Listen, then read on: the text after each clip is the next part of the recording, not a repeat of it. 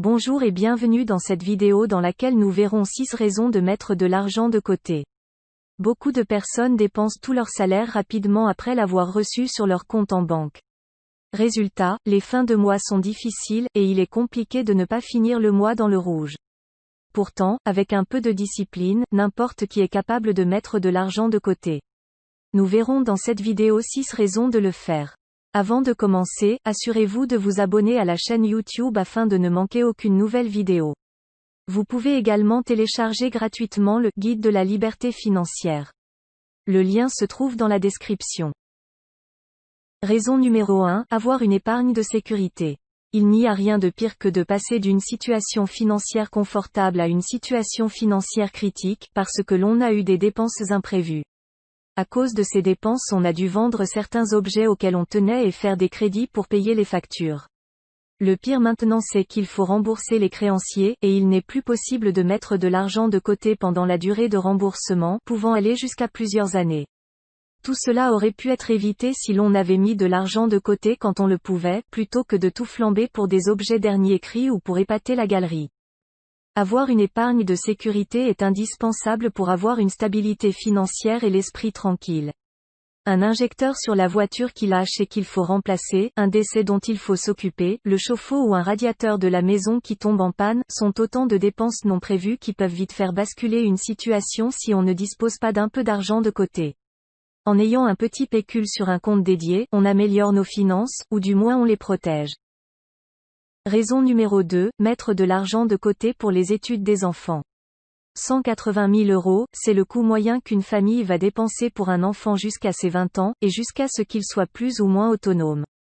C'est une sacrée somme. Cela représente 9 000 € par an ou encore 750 € par mois. Autant dire que lorsqu'on prévoit d'avoir des enfants, il vaut mieux commencer à économiser et épargner le plus tôt possible. Entre les couches, les habits, les cahiers, les jouets, les frais de scolarité, la nourriture, etc., il y a un paquet de dépenses auxquelles on ne pense pas forcément lorsque l'on veut des enfants.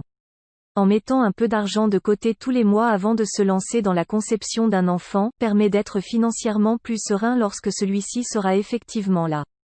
Plus tôt on anticipe l'argent que l'on met de côté pour l'enfant, mieux on sera financièrement. On pourra ainsi lui apporter la meilleure éducation possible et le mettre à l'abri du besoin. Raison numéro 3, se faire plaisir. Vous avez réussi à mettre une belle somme de côté, félicitations. Dans ce cas, pourquoi ne pas l'utiliser pour vous faire plaisir? En effet, se faire plaisir est important, alors récompensez-vous, en achetant quelque chose qui vous fait envie sans dépenser toute votre épargne durement acquise.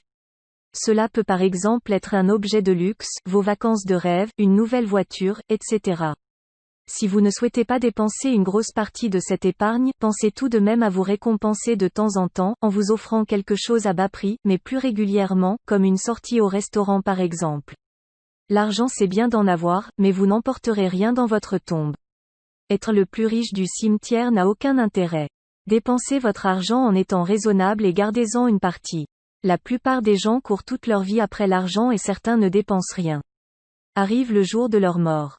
Ils sont pleins aux as mais n'ont pas du tout profité de leur argent pour se faire plaisir. Raison numéro 4, préparer sa retraite. La fiscalité en France est une catastrophe. Chaque année on nous promet des baisses d'impôts, et lorsque celles-ci ont effectivement lieu, on nous augmente les prélèvements via de nouvelles taxes.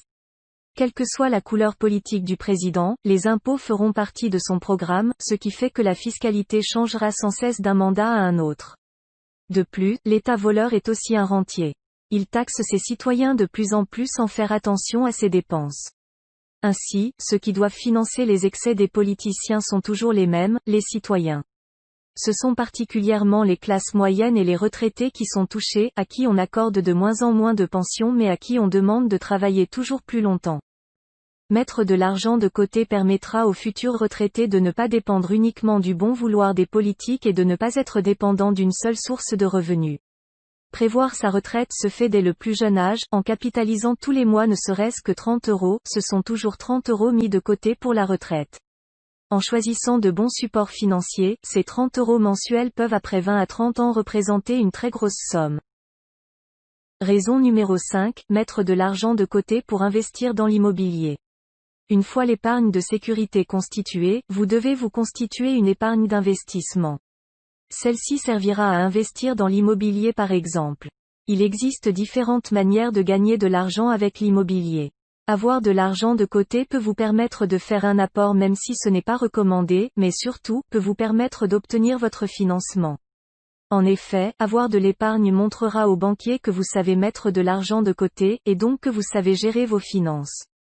Ce point est essentiel puisque lorsque le banquier vous prête de l'argent, il prend un risque, et s'attend à ce que vous le lui remboursiez le montant emprunté ainsi que les intérêts. Si vous ne devez pas utiliser votre épargne pour investir dans l'immobilier car, si par la suite vous avez besoin d'argent, il sera difficile d'emprunter à nouveau.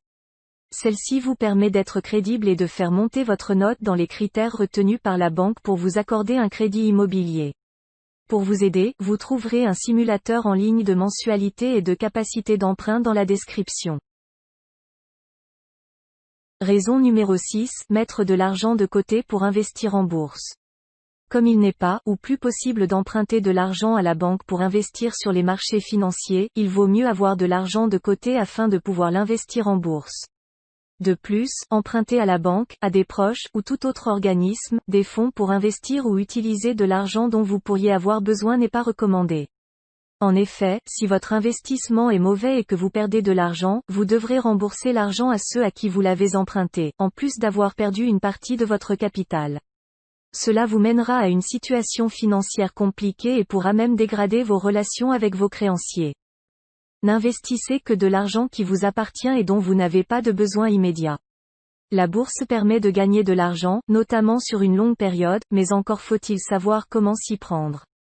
Pour les personnes qui ne veulent pas s'occuper quotidiennement de leur portefeuille, les ETF, aussi appelés trackers, sont très utiles et à privilégier.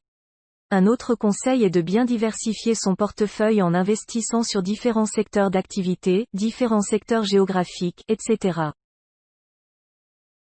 Merci d'avoir suivi cette vidéo jusqu'à la fin. Vous trouverez dans la description, le lien vers l'article correspondant à cette vidéo, le lien pour télécharger gratuitement le guide de la liberté financière ainsi que d'autres ressources utiles. À bientôt.